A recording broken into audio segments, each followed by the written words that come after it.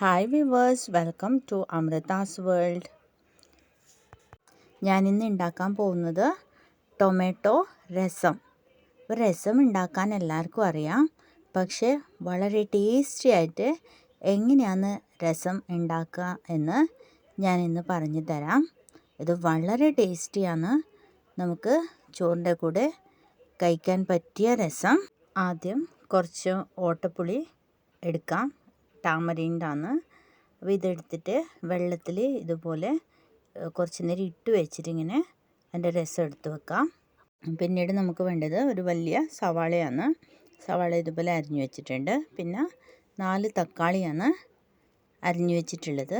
ഇതൊരു പാത്രത്തിൽ ഇട്ടിട്ട് അതിന് ആവശ്യമായ വെള്ളം ഒഴിച്ചിട്ട് നമുക്കിത് വേവാൻ വെക്കണം. വേവാൻ വെക്കുന്ന സമയത്ത് ഇതിനാവശ്യമായ ഉപ്പിട്ട് കൊടുക്കാം. പിന്നെ ഇതിലേക്ക് പച്ചമുളക് ഉണ്ടെങ്കിൽ 1-2 അരിഞ്ഞിട്ട് കൊടുക്കാം. അതല്ലെങ്കിൽ കുറച്ച് ഉണക്കമുളക് പൊടി ഇട്ടിട്ട് അടച്ചു വെച്ച് വേവിക്കാം. ചെറുതായിട്ട് തിളക്കാൻ തുടങ്ങിയിട്ടുണ്ട്. ഈ സമയത്ത് ഓപ്പൺ ചെയ്തിട്ട് അതിന് കറിവേപ്പില ഇട്ട് കൊടുത്തു. അപ്പോൾ കറിവേപ്പില ആദ്യം തന്നെ ഇട്ട് കൊടുക്കണം, പിന്നീടും ചേർക്കുന്നുണ്ട്. പിന്നെ ഒരു വലിയ കട്ട ശർക്കരയാണ് ഇട്ട് കൊടുത്തത്. ഇനി നമ്മൾ നേരത്തെ ആക്കി വെച്ചിരിക്കുന്ന ടാമറിൻ്റെ ജ്യൂസ് ചേർത്തിട്ട് അടച്ചു വെച്ചു.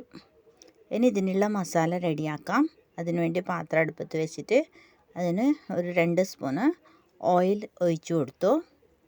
ഇനി ഇതിലേക്ക് ആവശ്യമായ മല്ലി, ഞാനിവിടെ ഒരു 2.5 സ്പൂണ് മല്ലി ചേർക്കുന്നുണ്ട്. ഇത്ര മല്ലി ഇട്ട് കൊടുത്തിട്ട് ഒന്ന് ഫ്രൈ ചെയ്യണം.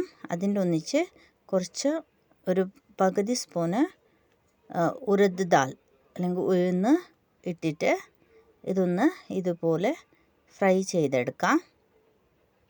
ഇത് കുറച്ച് ചുവന്ന് വരുമ്പോൾ തന്നെ ഇതിലേക്ക് 5 അല്ലി വെളുത്തുള്ളി ഇട്ട് കൊടുത്തു.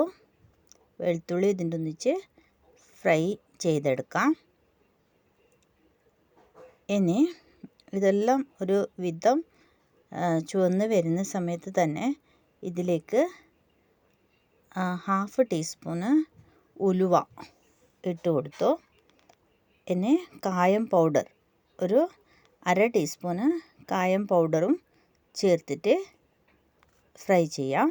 പിന്നെ ഇതിലേക്ക് ജീരകം ചേർക്കണം. ഇപ്പോൾ ജീരകത്തിൻ്റെ അളവാണ് നമ്മൾ കൂടുതൽ ചേർക്കേണ്ടത്. ഇതൊരു ടിപ്സാണ്.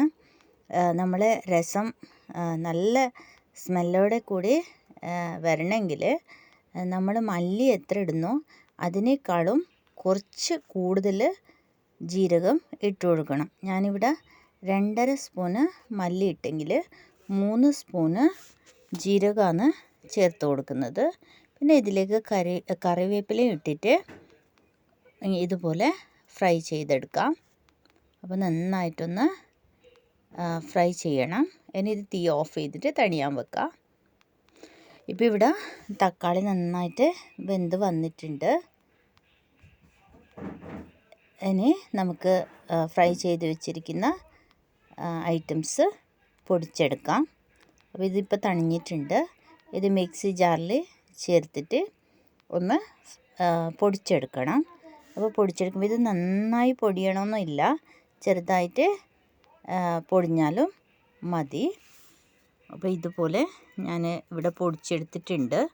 ഇത് നല്ല എന്താണ് നൈസായിട്ട് പൊടിച്ചെടുത്തിട്ടില്ല, ചെറുതായിട്ടാണ് പൊടിച്ചെടുത്തിരിക്കുന്നത്.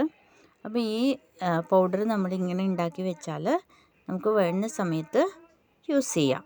ഇനി ഈ തക്കാളി രസത്തിലേക്ക് വേണ്ടുന്നത്ര ആവശ്യമുള്ളത്ര പൊടി നമുക്ക് ചേർത്ത് കൊടുക്കാം. അപ്പോൾ ഞാൻ ഇന്ന് ഈ രസത്തിന് ആവശ്യമുള്ളത്ര പൊടി ഉണ്ടാക്കിയിട്ടുള്ളൂ.